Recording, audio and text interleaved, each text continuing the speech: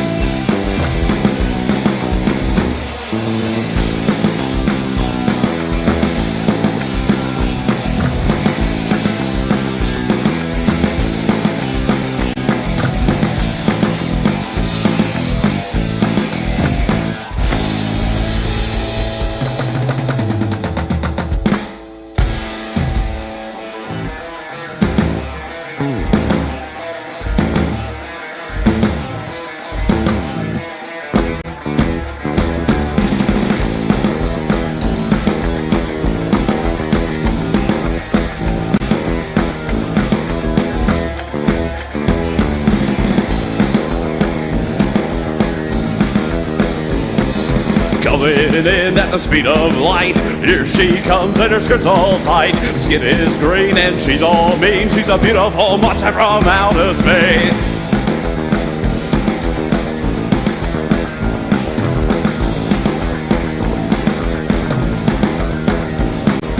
Flying in her saucer now, flying in at the speed of sound. Using her death ray to cause a swoon. She's a beautiful monster from outer space. She's the green woman from outer space, blasting her ray gun all over the place. She's here with one in mind, and that's to kill all mankind.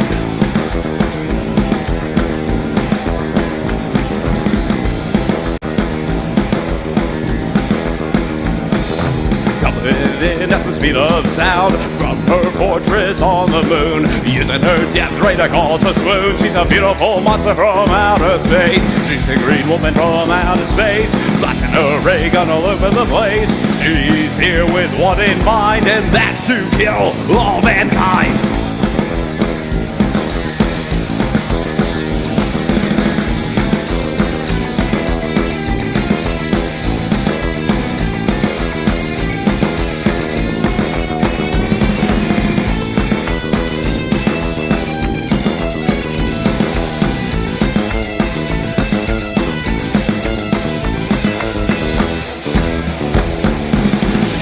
Woman from outer space, blasting her ray gun all over the place. She's here with one in mind, and that's to kill all mankind. She's the green woman from outer space, blasting her ray gun all over the place. She's here with one in mind, and that's to kill all mankind.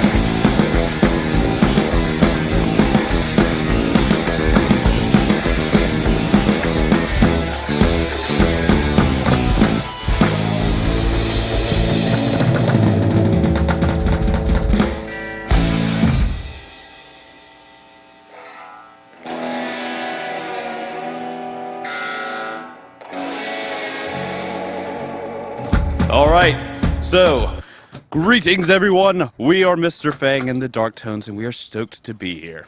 Wow, Mr. Fang, welcome to the studio. This is awesome to have you guys on the Lockdown Livestream, and for those who don't know, the Lockdown Livestream is a podcast that every Sunday we bring on a different artist or band to showcase the talent and skill out here in Hampton Roads. So this is awesome to have you guys. I am super excited. You guys are very, very unique. For the folks at home, if you hadn't noticed, they're vampires. Real, legitimate vampires. So tell us, what do you have for us today? We have quite a collection of original songs that we have written and have been performing around the Hampton Roads area as much as we can, even in the middle of the pandemic and beyond if we can. Awesome.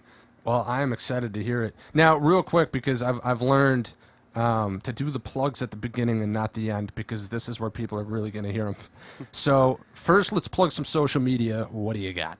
We are on Instagram and Facebook, YouTube, and we have our own official website, which is mrfang.site.now. Awesome. And for Facebook and Instagram, just Mr. Fang in the Dark Tones? Mr. Fang in the Dark Tones. Instagram, it's at Mr. Fang _and_the_Dark Awesome. Tones. Yeah. Awesome. So, folks, make sure you go, you give them a like, you give them a follow, give them some support, because these guys are about to blow your minds, I'm telling you. Upcoming shows. Oh, man, October is booked. I bet. Our next show is this coming Saturday, the 9th. At the Queens Green Apothecary in Virginia Beach. Very nice. Very fun Beach. place for anybody who's interested in what it sounds like. Nice. Yeah, and that's going to be just us. It's just a showcase of us playing from like 9 to 11. So if you want a whole vibe of cool, spooky rock and roll tunes, we will be there all night. Originals and covers. Originals and covers. On the 15th, we are at Scandals Live, opening up for the great touring rockabilly band Igor and the Red Elvises. And 16th, we're in Yorktown with the Harley Davidson event. Yeah. What other shows we got? We have Pennsylvania shows, Nice. Lebanon, Pennsylvania, and Pottstown, Pennsylvania. Awesome. So Awesome. And you guys got Fang Fest? yeah, Fang Fest at the end of the month on October 30th, the Devil's Night itself, Hallows Eve. It's going to be 6 bands, including us, a DJ. There's going to be a costume contest with cash prizes. It's a whole night. We're super stoked on it, and we are just beyond proud of everyone who helped us put it together to make a real festival for the spookiest night of all, with hopefully everybody's favorite spooky band and just a total awesome lineup of local talent that we are stoked to share the stage with. That is exciting. And again, folks, you can find all of this on their social media pages over at Mr. Fang and the Dark Tones. They've got a schedule for the month, so if you want to know where they're going to be, you can check that out. Well, actually, you know what? Before we jump into some music here, do you want to go ahead and introduce the band, like introduce the guys and... Absolutely. So on bass, we have Donald Darktone Rose. Very nice to meet you. On drums, we have Nasty Nate. Yep, they call me the Nasty Nate, the Wolfman. And then, I don't know if I need too much of a self-introduction right now, because the next song we're going to play is our self-titled song, which I wrote about yours truly. Beautiful. So without further ado, let's get into it. Which this is also the song for our first official music video that you can find on our YouTube.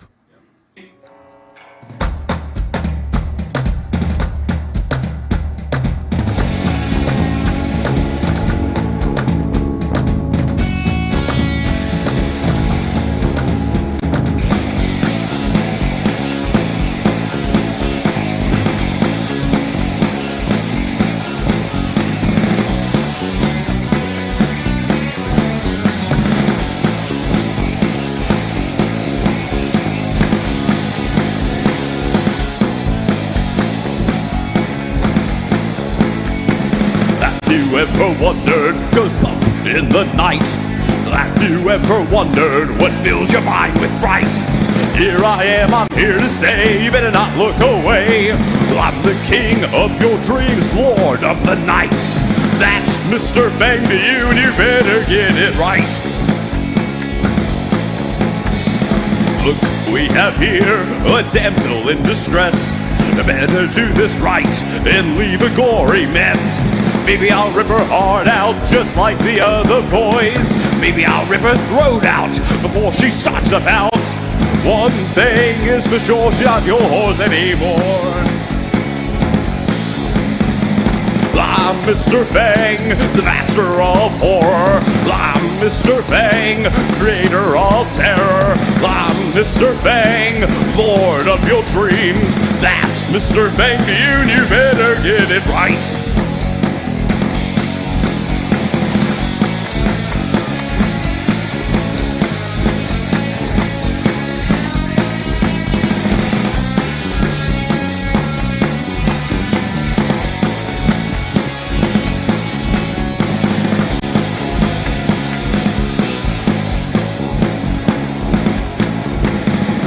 And for little kids, before you go to sleep, there's some creepy crawlies lurking in the deep.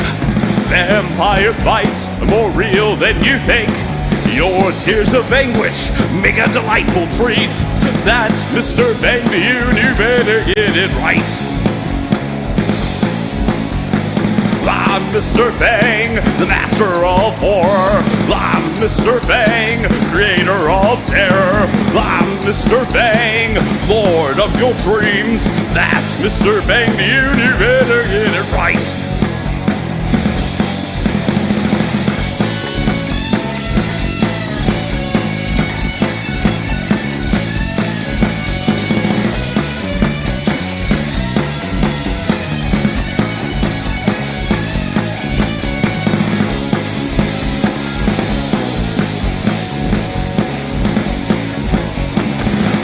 Mr. Fang, creator of horror. I'm Mr. Fang, creator of terror.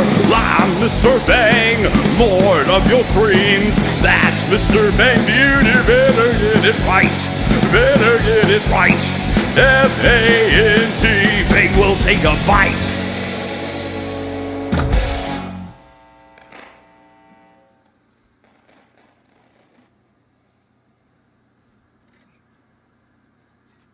Well, dang. So you're Mr. Fang. I am. All right, I gotta ask, how did you get the name? It actually came from, I don't have the best teeth in the world, and I have one canine that grew in front of all the rest, so I have one actual real vampire fang that grows in front of the rest of my teeth. Really? Yes. No kidding. I like that. That's cool.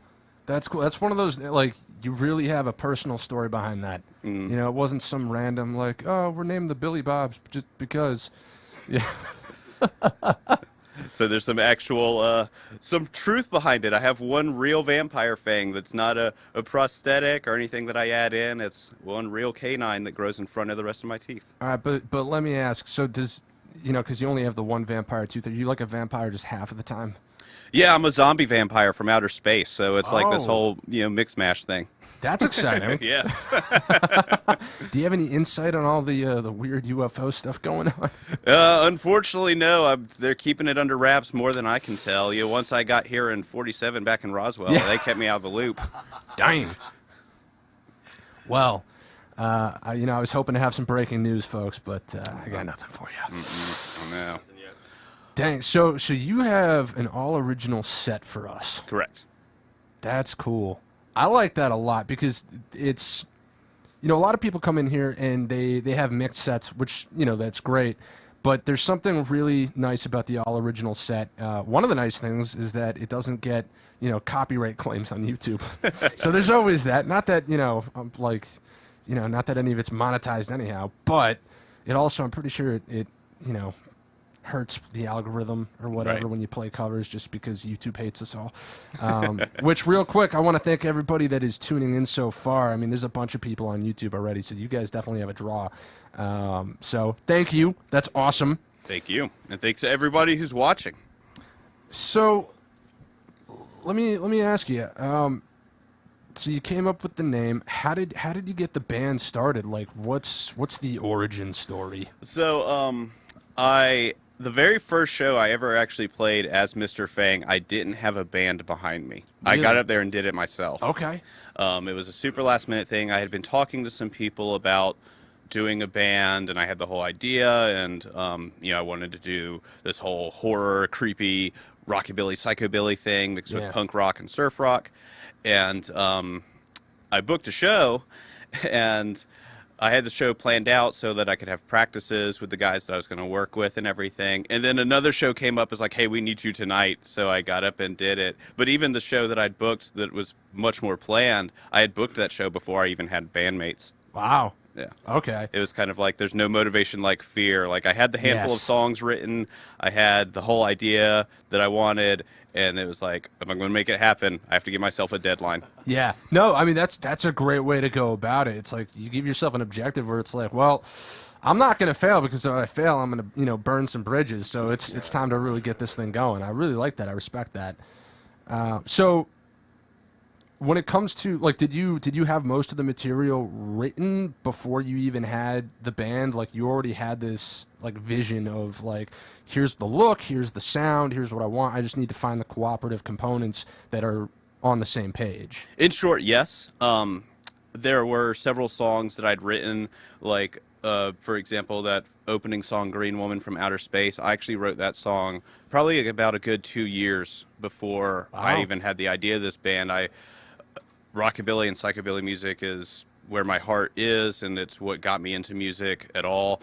And I had, kind of written just a handful of songs in that genre over the years. And then I realized that I had kind of this amassed collection of songs that all had this weird tongue-in-cheek macabre or spooky or sci-fi kind of vibe. So it was kind of like, that's where my heart's going.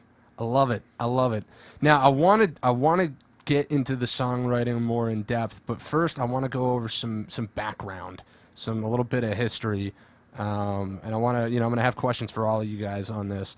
But starting with the one and only Mr. Fang. How did you get into music in the first place? When was the first time you picked up a guitar and you went like, oh, you know what, this is for me? So I originally started as a bassist.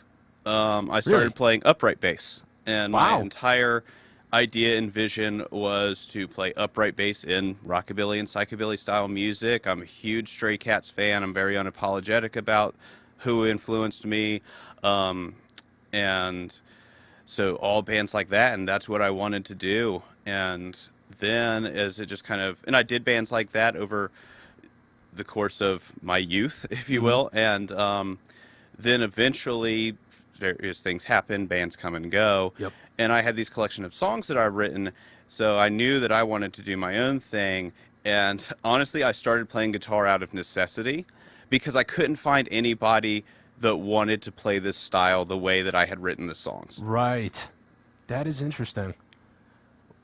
And that's a funny thing too. I think it's probably a good thing, where you come up to that roadblock where, for instance, how I got into the studio business was I couldn't find somebody to record me, and I wanted to, sound half decent. I was like, man, I want an album, and I don't want to pay for a big studio, because at the time, I was young. I was just out of high school, going into college, and so getting into audio engineering because it's like, well, I guess I'll just try to figure this thing out. And 10 years later, I got a studio, still don't have an album. So I feel like you're doing better than me. You actually took that guitar and, made it fit that vision, which is awesome. All right, let's jump over to, Nate, you've got the microphone. So, I started playing, I think I started playing drums when I was about 5, and then I've been in different bands over the years. I've been in bands different bands over the years, different styles, reggae, metal, blues, and then, me and Jacob, we met through, his music store, he was working, and he's no kidding. And, I was introduced by our friend Tom, and he was like, dude, you got to meet this dude, man. I think he, y'all got the same vision, as far as y'all like horror movies and y'all like punk rock and stuff like that. And I was like, dude, yeah, but he was in other bands too, and so was I. Yeah. So it took us a couple of years, but then he hit me up, and I was so stoked, dude. I was just like, this is really happening right now. I can actually do something I love, Yeah. So it's pretty cool, man. To be playing with these guys for now 3 years now, just about. Just over 2. Yeah, just over 2 now. About to go on 3. So it's man, it feels good, man. And we're playing some awesome shows. People are really starting to dig it. That makes me happy, and that makes us all happy. So, but I'm gonna pass it to the new guns here. Mr. Donald. I started playing guitar when I was 7th grade, so it was probably I don't know, how was I, 12? Oh yeah. Okay, so I started playing guitar in 7th grade, and it was because I lied to my science teacher and pretty much told him that I already kind of knew how to play guitar, but I didn't have one. Right. And he ended up giving me his old guitar and amp setup, so I was able to just kind of dick around myself. And then I went home and couldn't find out how to make any noise at all. So I went next door, and because my cousin was in multiple bands around the area, and he was a bass player, and he just gave me his old bass. Ah. So then, you know, I had a little basis of things to mess around with and work with, and I learned how to play bass first. I played that for a little while, and then moved back to guitar. So I kind of play guitar now mostly, but as soon as I got the opportunity to join an actual spooky rock and roll band, Yeah. I jumped at the opportunity, and I love playing bass too, so it's great. Yeah. I saw these guys in concert actually the first time last year in February, but then I saw them again at a Halloween show, and that's how, you know, I guess made myself known. We won the costume contest at Riff House because nobody else dressed up, and it was great. I got a little bit of free merch. That's actually where I got this shirt. Actually, I didn't plan that, but I wore this shirt. Nice. That I got from the little surprise package. And then a month later, they hit me up on, you know, social media and stuff, but I don't get on there. Right. So I kind of had to go through some other people and them let me know, like, hey, they're trying to get a hold of you, and Right. they were trying to recruit me for the band. So Wow. And yeah, it was great. This is my actual first band, like, you know, that's actually playing shows, doing anything cool at all. So No kidding. yeah, Hey, congratulations. yeah, thank you very much. I'm enjoying it. Yeah, no, I mean, this is awesome. Oh, and we talked about this, Jacob, before the show a little bit, about how this band clearly has a very, very strong vision and very focused vision. And you can see it and hear, I mean, you hear it in the music, but you can also see it in the image. And this is a point that I want to make, especially for other bands and artists in the area, and that the image and showmanship is just as important as everything else. You know, because that's what really sets you apart. I mean, look at you guys. I mean, this is crazy. We appreciate it. No, and this comes back to me being very unapologetically into my influences. You know, I heard an interview, I believe it was with Brian Setzer, and he said something along the lines of, when you're on stage, you have to be larger than life. Yeah. Yeah. You know. No, absolutely. Absolutely. There has to be that awe or wow factor. And I think you guys for sure have it, you know. Now, actually, brings me to another question. When you first envisioned all of this, did you just have this like grand vision of like, okay, like this is what the music sounds like, this is the band dynamic, this is like where we're going and what we're trying to do, this is our image, or did some of that start to develop organically after the fact? Because you guys are all very much in sync with what you're doing. I mean, it's great. So, in a way, yes, there was, whenever I first started getting the idea of what I wanted to do musically as Mr. Fang and the Dark Tones, I wanted a horror-themed band that's completely influenced by punk rock and rockabilly and surf rock and just all the different conglomerations that make me me and what I love. And I knew I wanted an image, and the image is kind of an exaggeration of just how I dress every day. You know, I wear blazers every day, I wear all black, I live in button-ups and, you know, skin-tight pants, and so it's like, all right, I'm going to make a cartoon character of myself. Yeah. And then when I talk to them, they very much are into a lot of the bands that I'm into and that share similar aesthetics and, you know, ideas and stuff like that. And Just then get it. yeah, they just get it. Yeah. And from there, they kind of saw what I was doing, and obviously I love it whenever they have their own creative input and take their own interpretation on that with their own stage image from there. Yeah, well, you guys really are, or at least seem to be, on the same page about what you're doing, which, you know, and this is something we talked about, like 3 things, in my opinion, that all musicians need to be successful is you need to, A, not suck at your instrument, B, you need to be reliable, and C, you need to be on the same page with a shared vision. The problem is most musicians only meet 2 of those criteria, and that's where things fall apart. Well, I definitely suck at guitar, so I'm still trying to work on that one. I don't know if I'd say that, man. You're kind of crushing it over there. I mean, I'm looking at what you're doing, and I'm like, damn, like this guy, you know. I mean, all of you, like, you're all like some serious players. Like, it's very clear you put time into your craft, and you're not just another garage band with, you know, delusions of grandeur. Like, you have a plan to get where you're trying to go. And again, you're all on the same page and dedicated to that. And then after that, it's just about persistence. It's just like, all right, let's just keep doing it because eventually you're going to get there, you know. And that's really exciting to see. So I very much appreciate that. you know, hats off to you guys. So with that, let's do a couple of songs, and then I want to talk about your songwriting. All right. So this next song is for all of you ne'er-do-wells out there. This song is called Evil.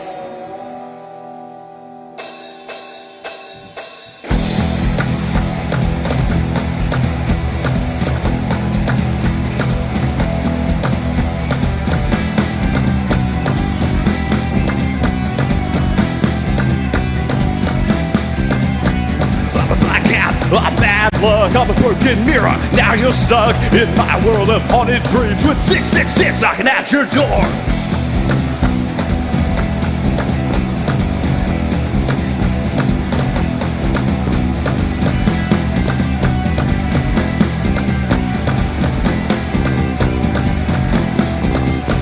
I'm a backstabber, you can't see. I'm the darkness of the obscene. I'm the occult to worship now with 666 knocking at your door. I'm evil, oh so evil. I'm evil through and through. I'm evil, yes I'm evil. I'm evil through and through.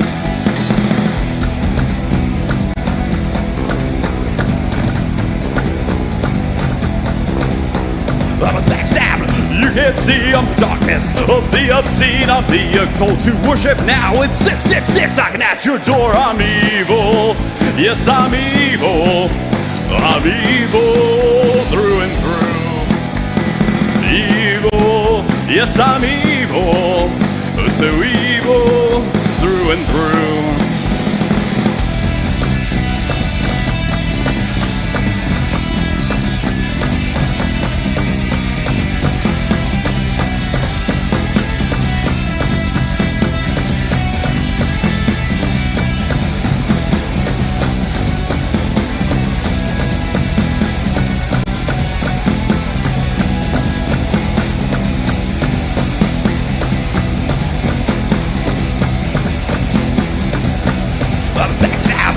Can't see, I'm the darkness, the obscene, I'm the occult to worship now. It's 666 knocking at your door. I'm evil, oh so evil. I'm evil through and through. Evil, yes I'm evil. I'm evil through and through.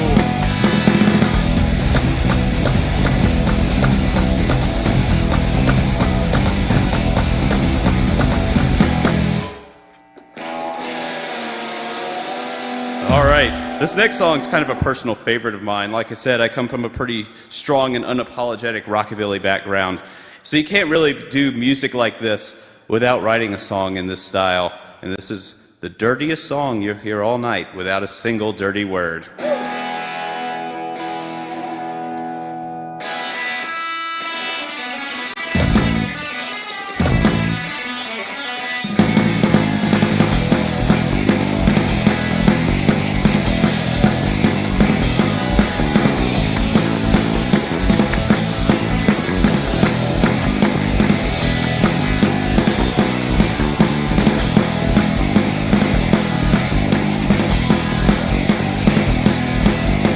I've got a baby just as cute as could be. I love her brown eyes looking up at me. Puts me in a mood that she loves to see. One-way ticket, the grinded party on my back. Tunnel.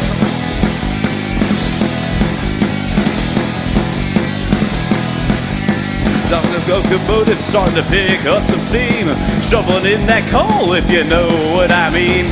One-way track to the grinding town. 8 o'clock arrival is sure to be delayed on my back tunnel train.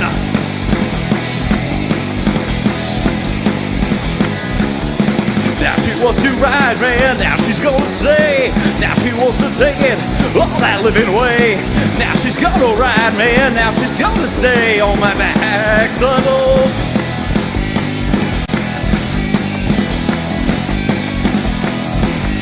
Now she's got the taste, now she's got the flavor, now she's got just all she can savor.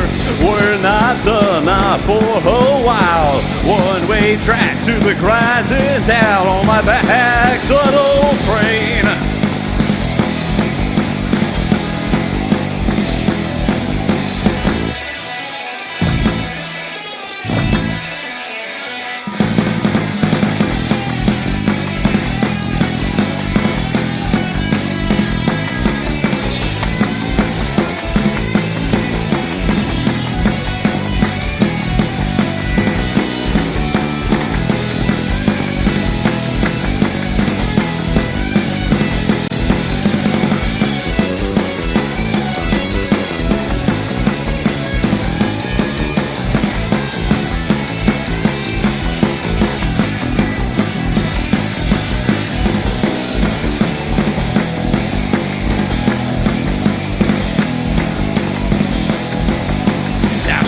ride me, and now she's gonna say, now she's gonna take it all that living way. Now she wants to ride me, and now she's gonna say, on my back tunnels.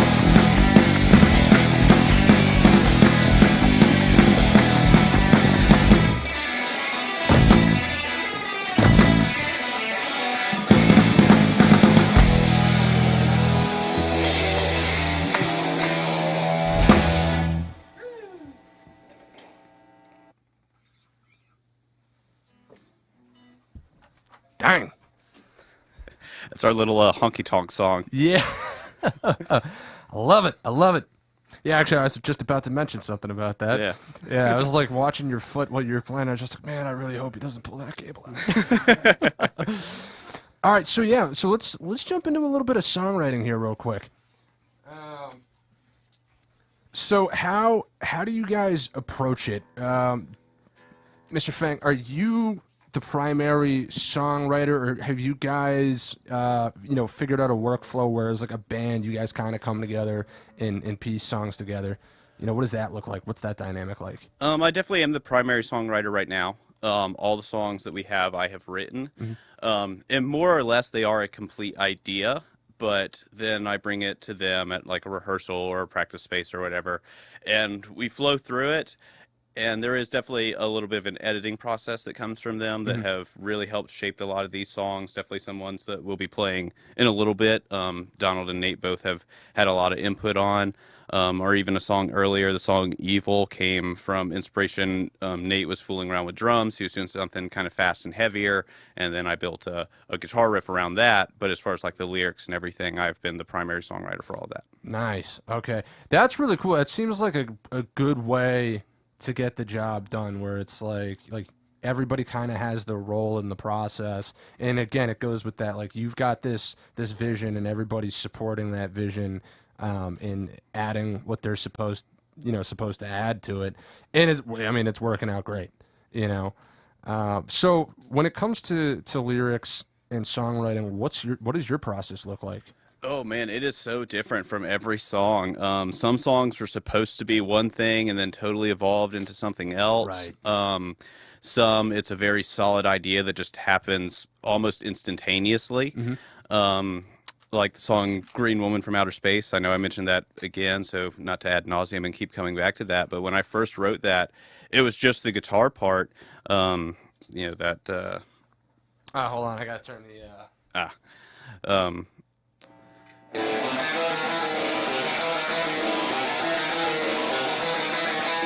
It was just that.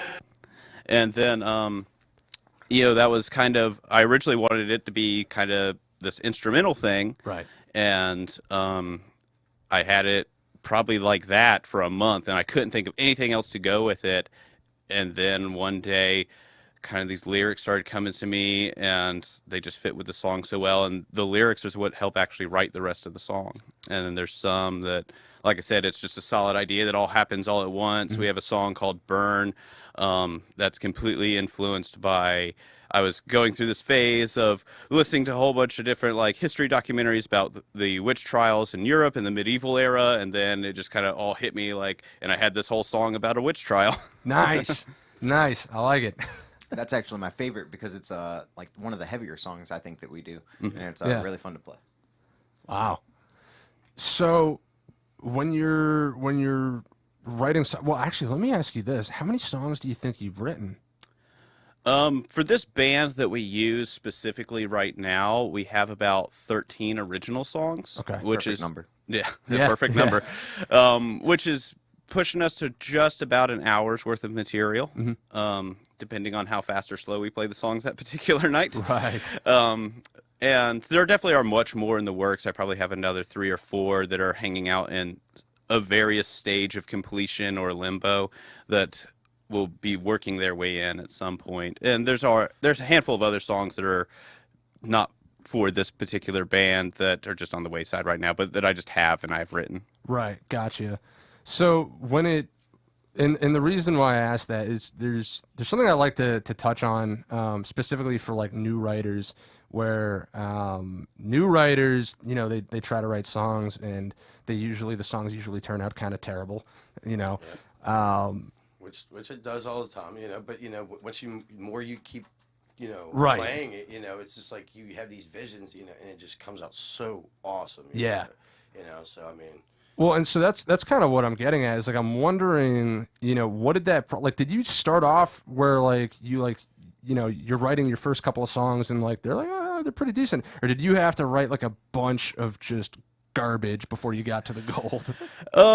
It's probably a mix of a little bit of column A and column B. A lot of these songs happened with there's like 2 or 3 that happened a couple of years before the band. Most of them have happened within the lifespan of the band. But I mean, I did the whole teenage punk rock thing Right. in high school, and I definitely have a handful of songs there that were probably not the best, but that at the time I thought they were super awesome. Yeah.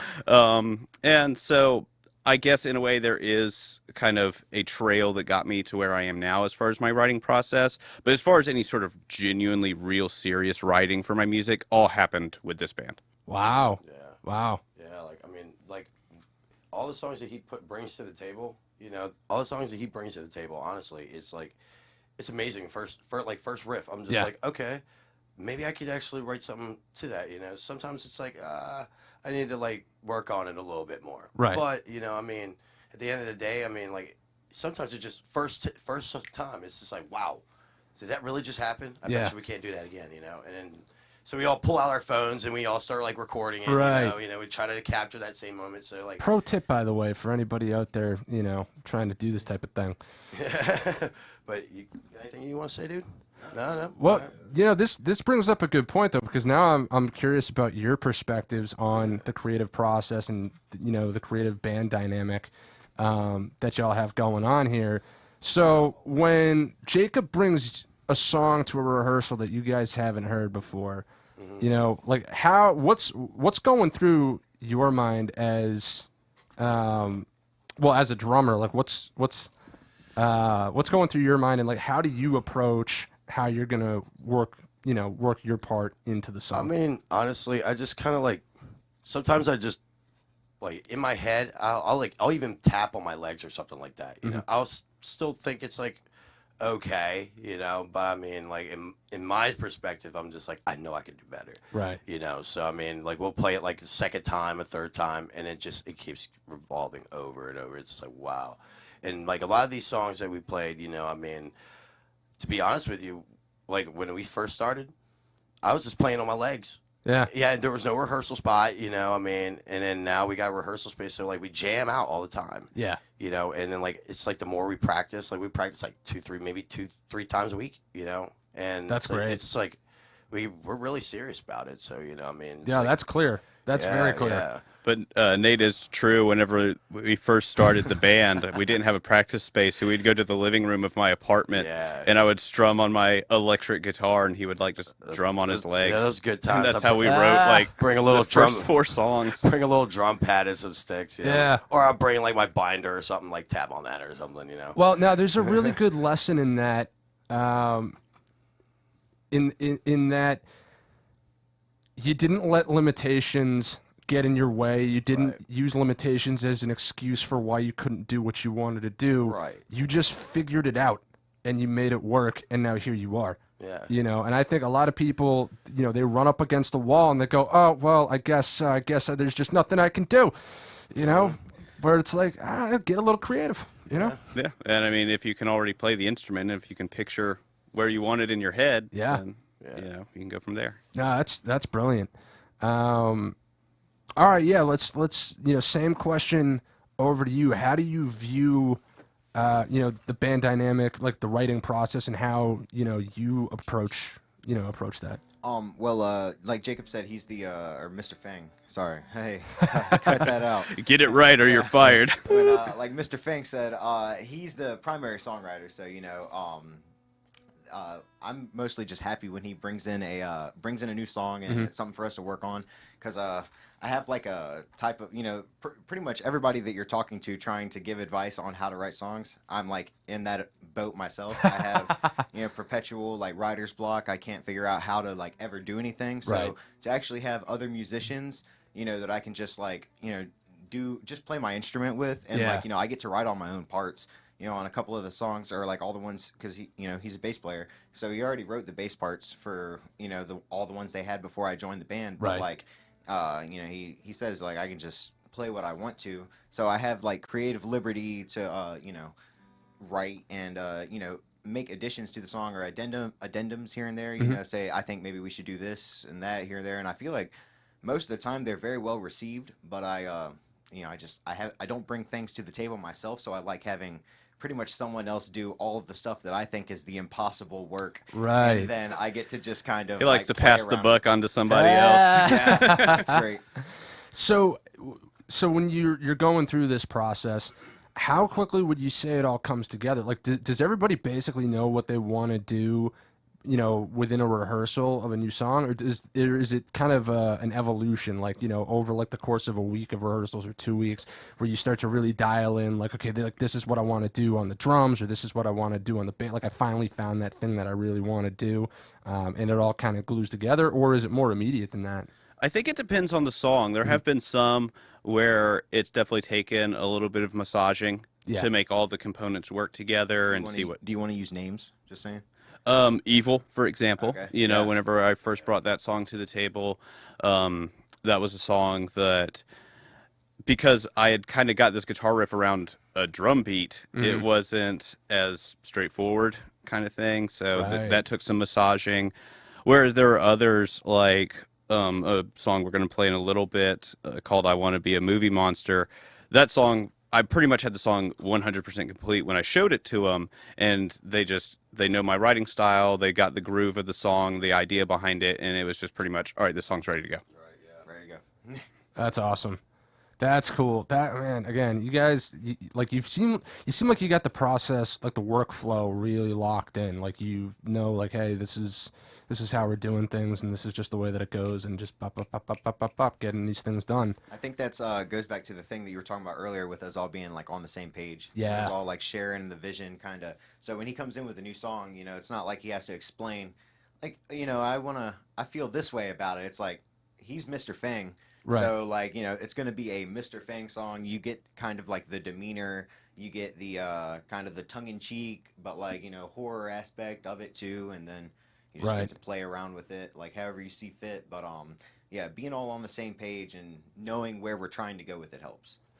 I will say that writing songs for this band has probably been one of the most liberating aspects of writing, because so many of my songs are basically just like short stories, like Right. about an alien woman invading from outer space, or wanting to be a movie monster or something like that. It's I'm glad that I get to kind of play around with it a lot more, as opposed to just writing a lot of the stereotypical, like, oh, this song's about a breakup, or this song's about wanting a girl, or Right. this song's about insert X that we've heard for the past 70 years that rock and roll has been a thing. Yeah.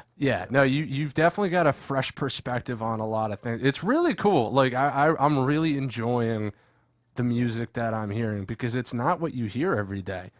I don't know anybody that does what you do, frankly, in the way that you do it. It's cool. It's unique. Like, you've definitely carved out a niche for yourselves.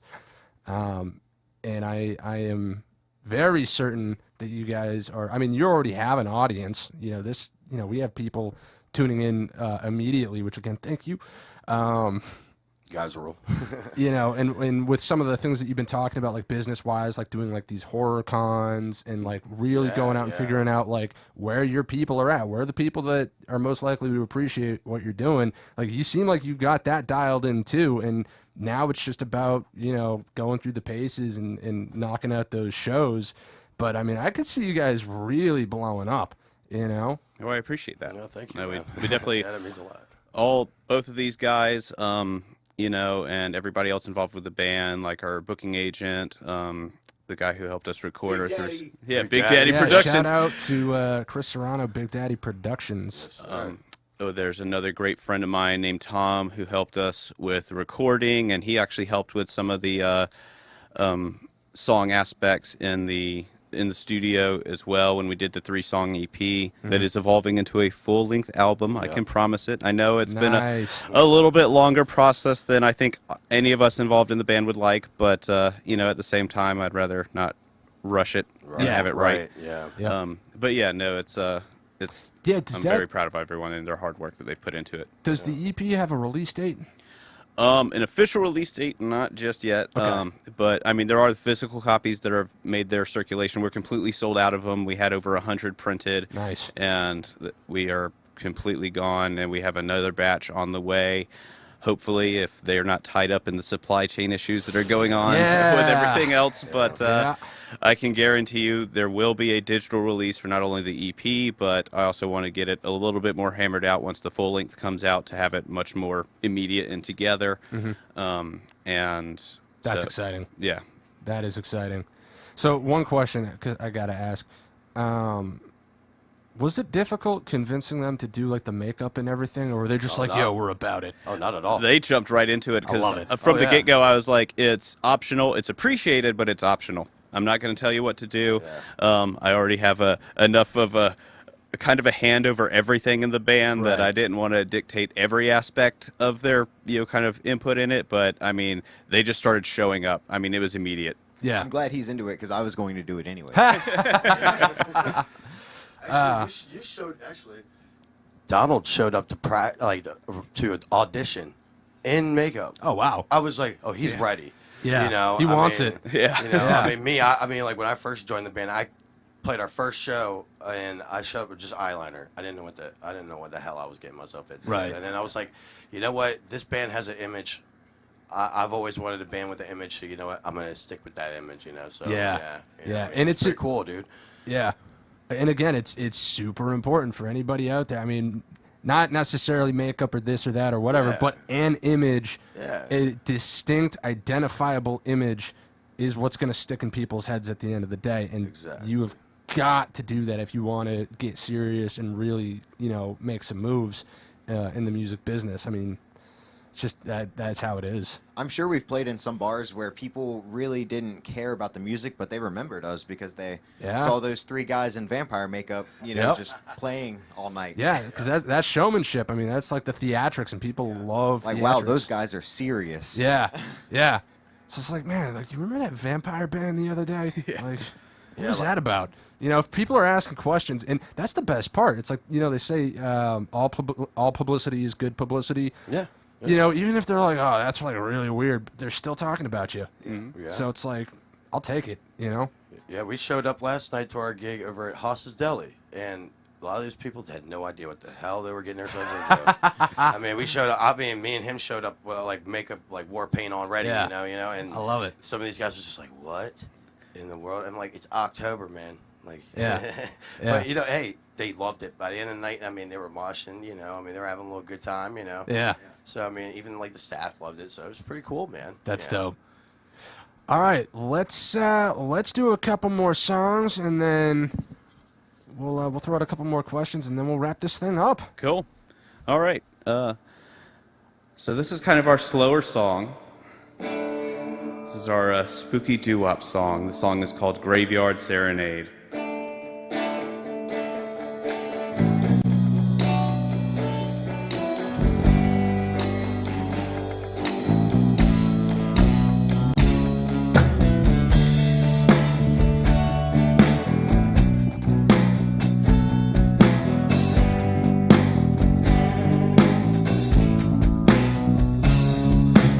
There it goes, the setting sun. Moonlight brings out all the fun. Love for you, it has been won. Now I can do what needs to be done. Now you're here and you have to stay. I won't have any other way. You can't go, no, not at all. And after the stabbing, we'll have a ball.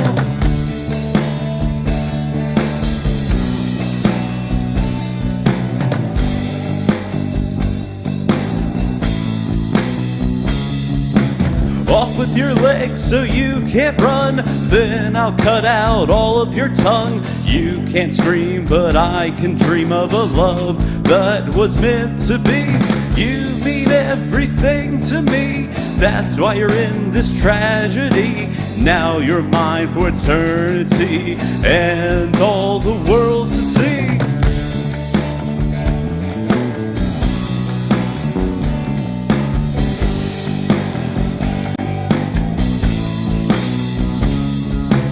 With stroke of midnight now, we can hear the wolves howl as we roll in the grass and love. Your skin fits on me like a glove. If only your mother could see you now, don't you think she'd be real proud of the love that you could find for all the world to mind?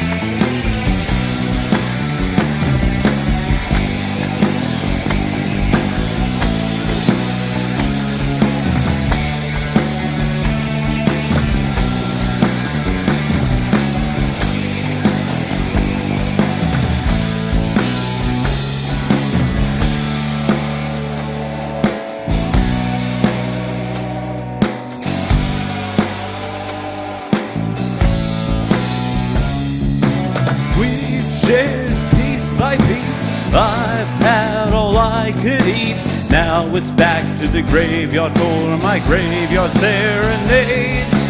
We've shared piece by piece, I've had all I could eat. Now it's back to the graveyard for my graveyard serenade.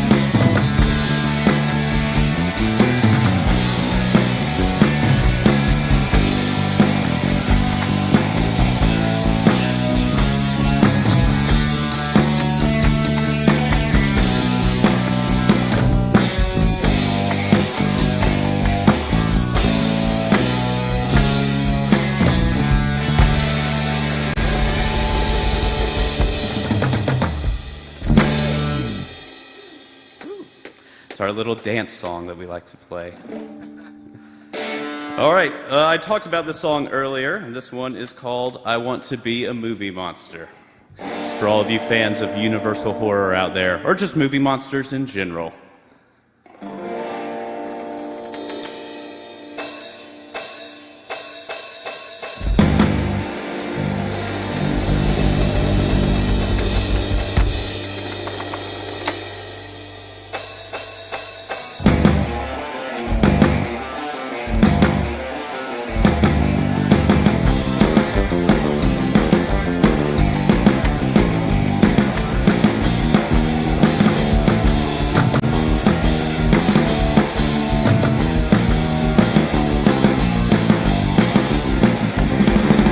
Dracula and Frankenstein are on the screen, up in silver looking mighty mean.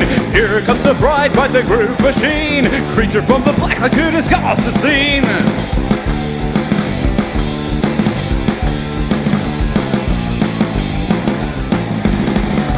Godzilla stomping on in Tokyo, it's a Halloween creature show.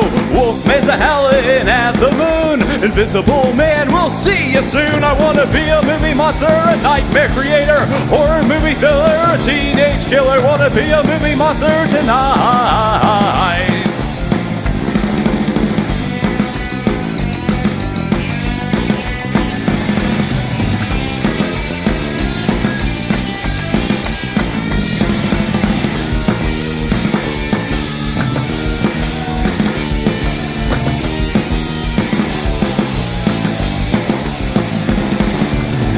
They're here and we're all alone at the Halloween creature show. Hope you don't mind my teeth for pleasure. Now you're screaming but no one can hear you. Wanna be a movie monster, a nightmare creator, horror movie thriller, teenage killer. Wanna be a movie monster tonight.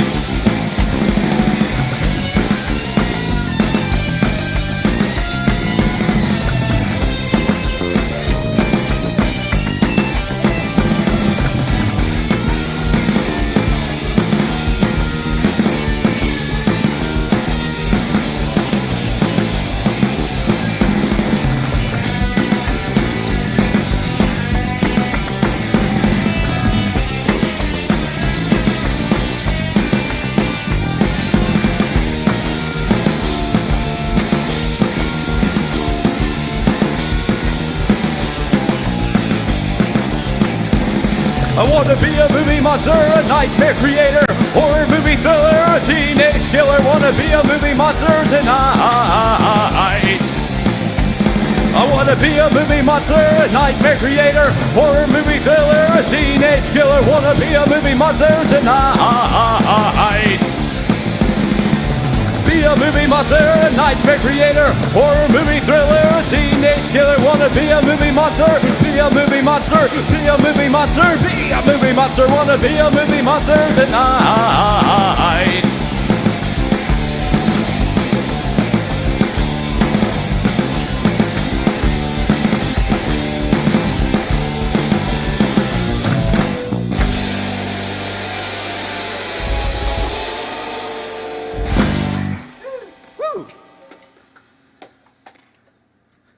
Well, thank you.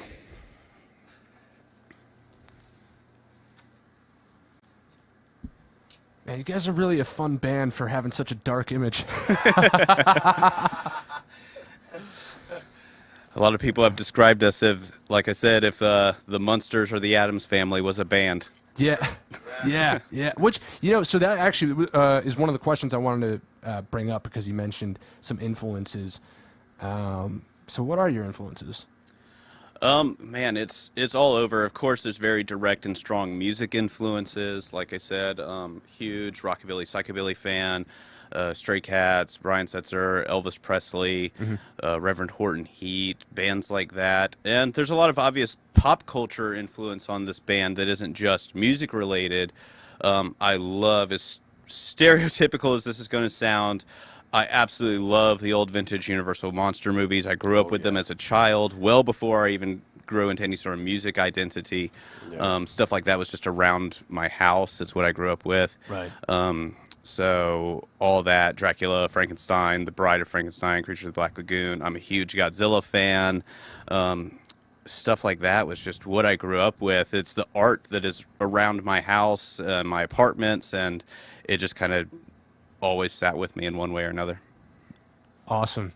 Yeah, I can see the well, rather I can hear some of that Elvis Presley thing going on and see it too. I mean, like, it's This hair and sideburns ain't for nothing. yeah, it's like if Elvis Presley was a vampire.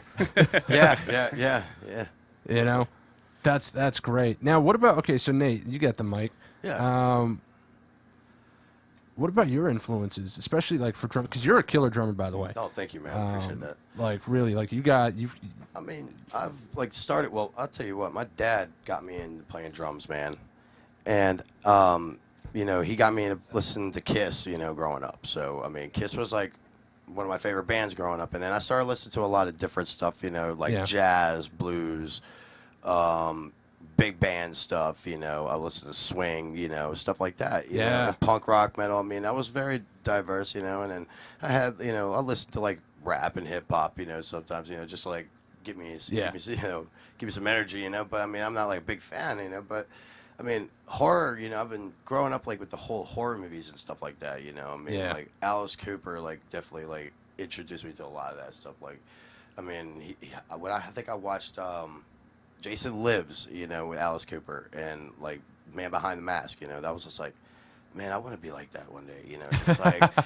just like not only write spooky, be a psycho murderer. Yeah, like write spooky music, but also get to play with like one of the famous movie monsters, which is like Jason, I'm like, but it's really cool, dude. I mean, I love this band, love like the stuff that we play. I mean, we all talk about horror, and like punk, I mean, we always that's all we talk about, So I mean, it's really cool, to have a band like we could just like vibe off on the same stuff, Yeah, So. no, it is, because it's pretty obvious that you guys are doing this because you really enjoy. Like, you're not trying to force it to work. Right. It just works. Yeah. You're not trying. I mean, you are like you're working hard and you're like trying in that sense, but you're not trying to try. Right. You're not trying to make it work. It's like it's already there. Now you're putting effort towards the bigger goals of putting it all together. Yeah. And that's really, really cool to see. I think that's I mean, that's a key indicator, at least in my opinion, of success. I appreciate it. Yeah, it's pretty much same for me though, with like the influences on the horror movies and just horror aspects in general. I've always loved Halloween. It was my favorite holiday. Anything having to do with like the Halloween episode on anything or something, I loved. I still haven't seen all of the Universal horror movie monsters, and I'm very upset about that because we'll get you caught up. I want to watch the classics. I don't want to watch like this, that, and the other remake of like every old one. But so I guess I have like a long journey ahead of me of stuff I still need to get into and discover because it was never really around my house when I was growing up. Right. I kind of had to. I knew I liked it and had to kind of start getting into it on my own, and it was like. There's a couple years after I started playing guitar even that I first realized that, people actually write music about this stuff. And so that's when I got into like psychobilly and rockabilly and stuff like that. But so aside from that, it was just like, I just thought music was like, just like Jacob was saying earlier, girls or breakup stuff. I didn't know, I hadn't even thought about like that Halloween, like spooky aspect being added in. And Yeah. No, it's amazing what music can be. Mm-hmm. You can really make it about almost anything if you've got the creativity. I mean, to do what you're doing too, because like you don't really hear a lot of like rockabilly and just like the like that beachy kind of a vibe anymore. Especially coming from original band. At least I haven't. But then again, I'm kind of ignorant in that regard, so I don't know. I mean, there's definitely a scene, and around here, it's very, very limited compared to other places. But it's overall, it definitely, I guess, more or less is an underground scene in one way or another. Yeah. But it's cool because I feel like you found a way to take some of these older styles and modernize it and then morph it into this horror theme using that style of music. Because you wouldn't exactly expect, again, like, Elvis Presley doesn't sing songs about vampires. Yeah, exactly. Elvis Presley and like the Beach Boys and like the again, that's like the surfer vibe. Like you don't hear that usually with horror. But you figured out a way to make that work, and it's very creative, but it's also, I think, accessible, and it's, I don't know, you guys have something really cool here. So I got to ask, and you don't necessarily have to answer, because I said I wouldn't ask any gotcha questions, so I'm not trying to make here comes the gotcha. So here comes the gotcha, right. Because it seems like the dynamic is really, really solid. Do you guys ever encounter, difficulties where there's, where there's tension? And if so, like, how do you get through that? Because I know a lot of bands do, and so that's kind of what I'm getting at. Is like, does it usually just work out, or are there moments where you guys have to have some difficult conversations? With this particular lineup, we haven't. Wow. There hasn't been like one major argument or disagreement or tiff. I think, if you put three people in a room long enough together, someone's going to be annoying at some point, whether it's me or whoever. But no, there hasn't been any sort of major headbutting whatsoever. Wow. And,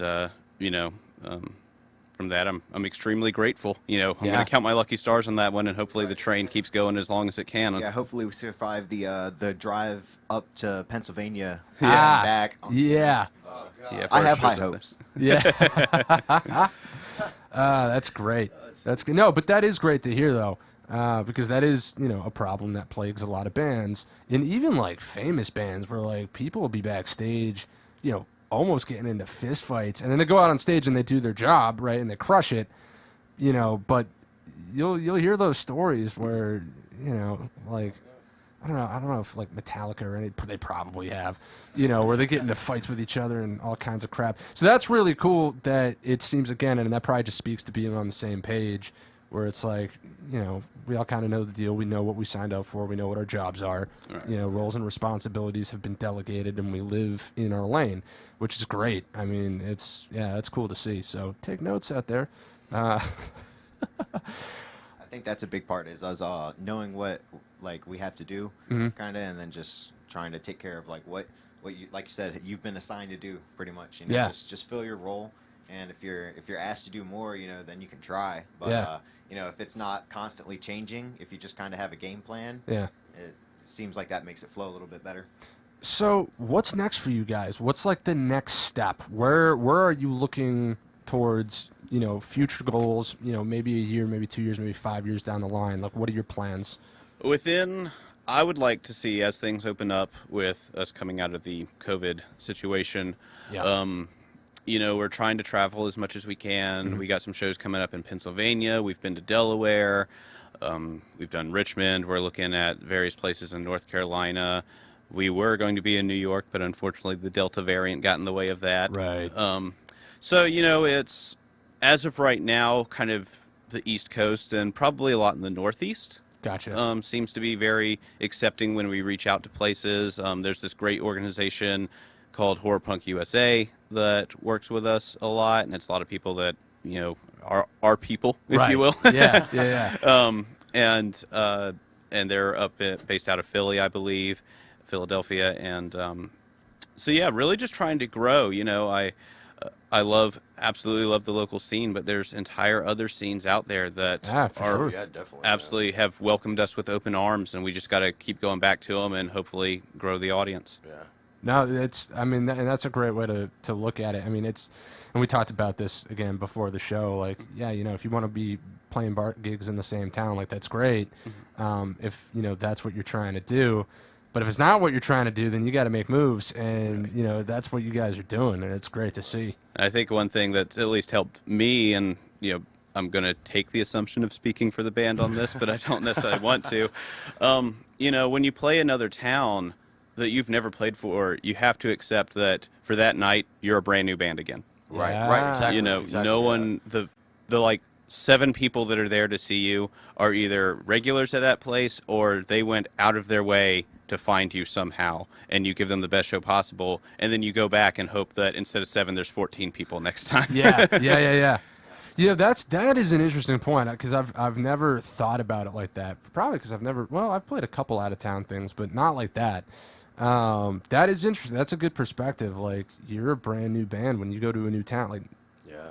Not necessarily, but like, for No the one most there part, knows you, Nobody so- knows you. Yeah. Why do they have, why should they give this major investment into you of spending, $5, $10, $15 to come see you Yeah. if they have no idea who you are? And that just makes you appreciate the ones that did. Yep. And at least for me, again, with that mentality has helped me, like, we have to keep going back out of town. Yeah. Because if we just go there once and it's like, okay, this time we played to 5 or 6 people, hopefully those 5 or 6 people liked us and told a friend. Yeah. You know, and they come back when they hear that we're there again. Yeah. Well, it's clear that you really respect the audience and their time and their money, and you're really trying to put on a show. It's like it's clear that it's about them. It's more about them than it is about you. And I will say the Fang Gang, which seems to be the kind of the Fang name Gang. that they have Oh, given yeah. themselves around here in the Hampton Roads area, We're growing strong. I'm telling you. are super, super supportive. They come out as much as they can, and they have brought friends, whether it's people in Virginia Beach, Norfolk, Hampton, wherever. And a lot of them have, especially with like our merchandise, have named various things, like our logo. I'm used to pointing at the drum because it's normally on the bass Right. drum. Actually, it's right here. Oh yeah, right there on Donald. It was the fans that named that shirt. They started calling it the Gross Mouth. I just called it the Mr. Fang logo forever, and they're like, "I want the Gross Mouth shirt," so that's what it's called. That's awesome. They've had a lot of input on various little things too. Yeah. No, that's great. So you guys are building a community, and that's another thing that, like, again, you seem very sharp on the business side of things, I have to say. Like, you've kind of figured out how to market this. I mean, there's a total package here with what you're doing, which is really cool. And again, I think other musicians and bands should really take note, because these guys are kind of a masterclass in what you should do, as far as developing an image, creating a community, building that fan base, making the fans a part of the process and engaging with them so that they can engage with you. Yeah, I mean, it's brilliant. You guys are doing all the right things. I am stoked to see where you guys are at, even a year from now. It wouldn't surprise me if there's like Fang Gang up in Boston. Yeah, I was just in Maryland, man, and for a horror convention, Monster Mania, and like out of nowhere, I'm just out having a smoke, just right before the thing starts, and someone goes, "Aren't you from Mr. Fang?" I didn't want to be a jerk or anything. I didn't want to sound wrong. I was like, because I'm not used to seeing you without your makeup on. I was like, yeah, what's up, man? He's like, dude, I saw you guys in Delaware. I was like, that's cool, bro. You know? So I mean, it's pretty neat, you know. Like, Yeah. So I mean, we're definitely starting to get our name out there a lot better. You know, it's like, I mean, like not just here, but just like anywhere, man. I mean, I would like to see us like one day, you know, playing in front of Dracula's castle out there in Transylvania. You know, I mean, Yeah. One can hope. one can only hope For all you those know? promoters out in Romania, if Yeah, you're listening. yeah. I Yeah, mean, hook us up. you never know. Keep that vision in the forefront of your mind, you know? Yeah, man. Yeah, just keep doing it, man. Yeah. Just like don't give up, you know. I mean, if you got a dream, man, you know, dreams do come true, you know. I mean, it's just only, you know, you not giving it up, you know. Me, like I've had those thoughts, you know, but I was just like, I'm not gonna stop until until you put a nail in my coffin. Yeah. You know? No, seriously. Pun intended. Yeah. All right. I believe you guys have, what, one more? We got one more. I mean, we have a whole bunch more, but Right, we got yeah. one more for this.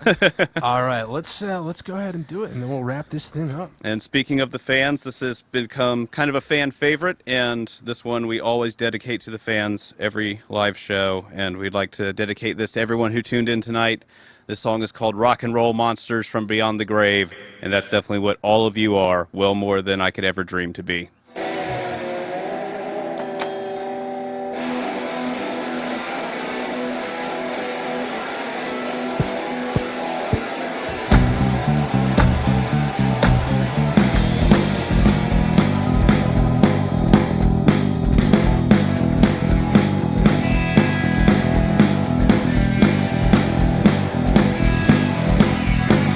Late at night when the moon is full and the werewolves on the prowl, maybe you'll see the vampires and the blood-red hooded cowls. As the ghouls come marching in on their hellhounds, the underworld starts to pour in their haunted sounds. Rock and roll monsters from beyond the grave. Rock and roll monsters from beyond the grave. Rock and roll monsters from beyond the grave.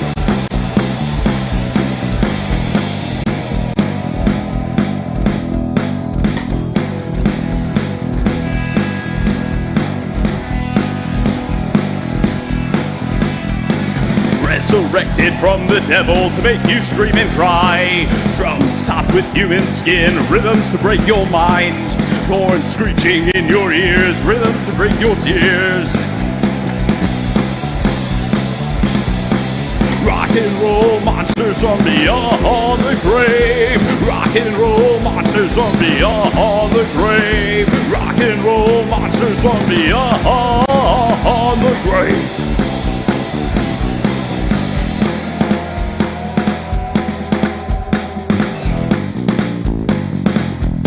Again, we'd like to thank you for having us here at Lock and Key Podcast. On the drums, we have Nasty Nate. On the bass, we have Donald Rose. And I am Mr. Fang. And we are your favorite undead monsters from outer space. This has been an absolute blast, and we wish luck to everybody else who comes through this door that you're supporting. It's super awesome.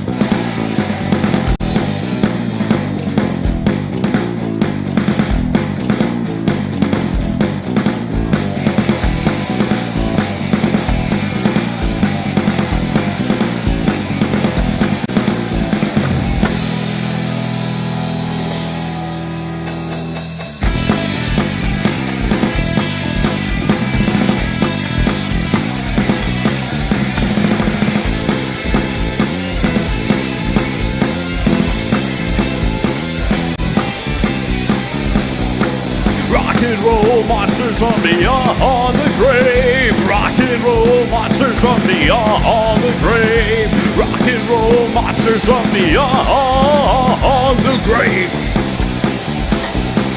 Rock and roll monsters from beyond the grave. Rock and roll monsters from beyond the grave. Rock and roll monsters from beyond the grave.